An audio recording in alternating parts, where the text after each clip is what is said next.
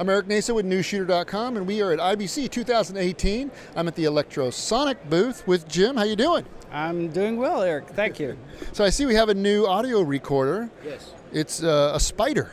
Yep, it's the Stereo PDR, new digital recorder, stereo signal to analog audio inputs or a stereo AES input. Temperature stabilized timecode jam, so there is no problem in terms of long-term recording that the timecode goes off. Headphone outputs, and it's got external power input, which is really cool because it switches between the battery and the power input. So there's no, it's sort of a redundancy thing. No risk in losing your recording because of failure of power. Now, how much time do you get on batteries? You get about 8 hours of battery life on 2 AA batteries, which is pretty cool. Mm-hmm.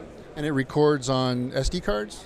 Yes, small SD cards. You have to have a high rate, like a GoPro type SD card.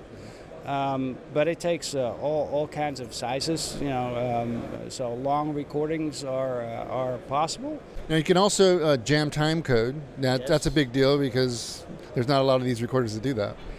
Yes, like I said in the beginning, there's a temperature stabilized time code. So with the external power supply, you can go for very long recordings, and the time code is not in risk of shifting in because of the temperature changes, because it's body worn. So it sometimes gets hot and then cools off, and time code might shift, but will not with this. And the other thing is the format in which it records is WAV, so that's a standard recording format. You can just put it in your recording and in your computer and use the recording. It's very convenient. Now, does it have a redundancy as well, so you can get different levels? That's like a safety track.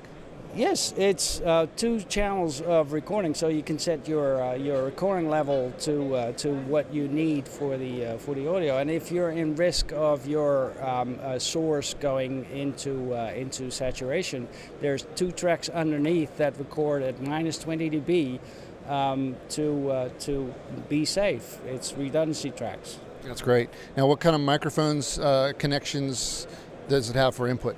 It provides 4 volts of bias voltage, so virtually every single lav mic can be connected to them.